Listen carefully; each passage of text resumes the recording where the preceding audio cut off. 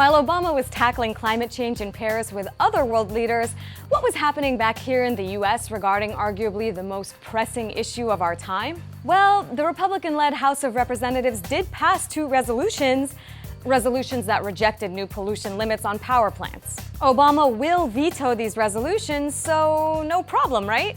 Not really, because here's the thing. The GOP is full of climate change deniers. And out of numerous Western democracies, the US is the only country whose conservative party says climate change isn't real.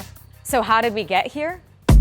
Experts say the influence of the fossil fuel industry in the US, combined with strong anti-regulation sentiment and the wave of Tea Partiers that came to power in 2010, led to the perfect storm of influential climate change deniers. Deniers that include 2016 presidential candidates. Recently, some of them have taken the opportunity to divert the climate conversation to another threat they say is more pressing: ISIS. Hillary Clinton and President Obama are both delusional when they say that our most pressing national security issue is climate change. It is not. It is ISIS. And Obama apparently thinks you're having an SUV in your driveway is more dangerous than a bunch of terrorists trying to blow up the world. Well, the world is in turmoil and falling apart in so many different ways, especially with ISIS. Our president is worried about global warming.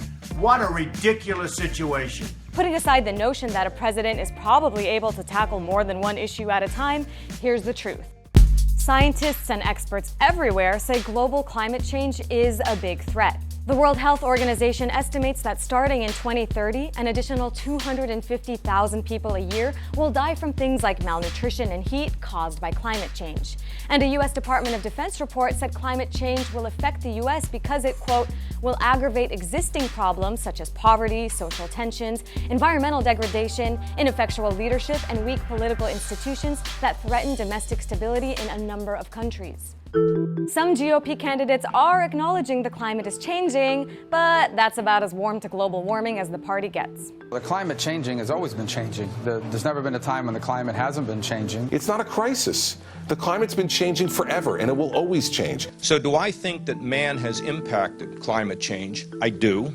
But to what degree? The jury is still out on that. The only two GOP presidential candidates that do say they'll fight global warming are at the bottom of the polls. In general, public opinion about the threat of climate change is equally dismal. Only 3% of Americans polled said the environment was the biggest issue facing our country. Some experts say this is because climate change is not a tangible issue like jobs or healthcare, or visually scary like the threat of ISIS. So what will it take for the Republican Party and the country to catch up to the rest of the world and recognize the threat of climate change?